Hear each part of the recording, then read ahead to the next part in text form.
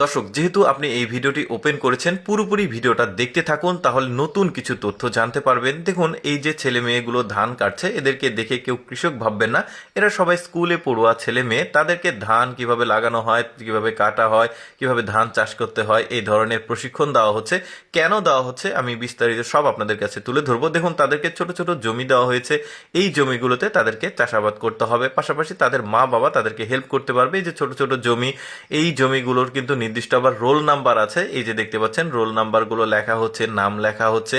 এই জমিগুলোতে তাদেরকে চাষাবাদ করতে হবে। মূলত ব্যাপারটা যেটা হচ্ছে, তাদেরকে ছোটবেলা থেকেই মানে চাষাবাদ, তারপরে বিভিন্ন রকমের প্রশিক্ষণ দিয়ে প্রতিকূল পরিস্থিতির মোকাবেলা করার জন্য প্রস্তুত করা হচ্ছে। এই যে দেখতে পাচ্ছেন, উনি হচ্ছে ট্রেনার, প্রশিক্ষক। কার কি ভুল হচ্ছে না হচ্ছে, কিভাবে করতে হবে না করতে হবে, এগুলো সব কিছুই তাদেরকে জানানো হচ্ছে।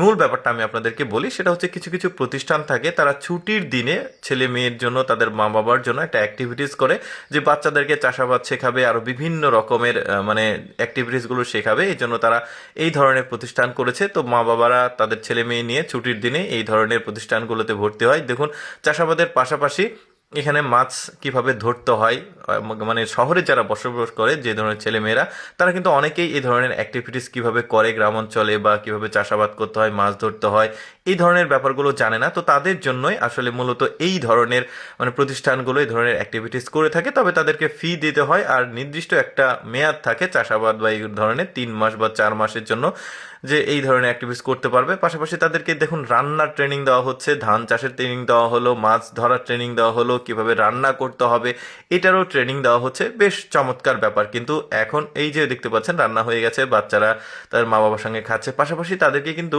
মুরগির যে ফার্ম রয়েছে, কিভাবে একটা আদর্শ মুরগির ফার্ম করতে হয়, কিভাবে মানে মুরগিগুলো পালন করতে হয়, ডিমের উৎপাদন কিভাবে করতে হয়, সব কিছুই কিন্তু তাদেরকে শেখানো হচ্ছে। দেখেছেন, ছোটবেলা থেকেই তাদেরকে কিন্তু ভবিষ্যতের যে চ্যালেঞ্জিং পরিবেশ, সেটাকে কিভাবে মোকাবেলা করতে হয় তাদেরকে শেখানো হচ্ছে। ব্যাপারটা কিন্তু বেশ চমৎকার। ছোটবেলা থেকেই তারা সব কিছু শিখে যাচ্ছে। এটা কিন্তু খুব ভালো ব্যাপার। এই যে পশু কিভাবে পালন করতে হবে সেটাও দেখাচ্ছে। আর বাচ্চারা কিন্তু খুব মানে আনন্দের সঙ্গে এই অ্যাক্টিভিটিসগুলো তারা কিন্তু গ্রহণ করছে। পাশাপাশি সামরিক যে ব্যাপারগুলো রয়েছে, তাদেরকে সেটাও কিন্তু ট্রেনিং দেওয়া হচ্ছে, কিভাবে ট্যাঙ্ক চলাফেরা করে, বা কিভাবে আসলে সামরিক যে ব্যাপারগুলো, সব কিছুই কিন্তু তারা এখানে শিখে যাচ্ছে ছোটবেলা থেকেই। এরাই কিন্তু ভবিষ্যতে যে কোনো আসলে প্রতিকূল পরিস্থিতির মোকাবেলা করতে পারবে। আমার কাছে এই ব্যাপারটা বেশ চমৎকার লেগেছে। তো এই যে দেখতে পাচ্ছেন, তাদের কিন্তু স্পোর্টসেরও ব্যবস্থা আছে। তাদের খেলাধুলাগুলো একটু আলাদা, মানে ছোটবেলা থেকেই তাদেরকে আবার অলিম্পিকের জন্য প্রস্তুত করা হচ্ছে। দেখতেই পাচ্ছেন, তাদের খেলাগুলো ক্রিকেট ফুটবল না, বরং একটু আলাদা ধরনের খেলা। মানে ওভারঅল ব্যাপারটা কিন্তু বেশ চমৎকার। দর্শক, আমি সবসময় চেষ্টা করি আপনাদের সামনে অজানা তথ্যমূলক কিছু উপস্থাপন করতে। এরকম ভিডিও দেখতে ভালো লাগলে আমাদের লেটস গো ফেসবুক পেজটি ফলো রাখতে পারেন। আজকের ভিডিওটি কেমন লাগলো কমেন্ট করে জানাবেন। ধন্যবাদ।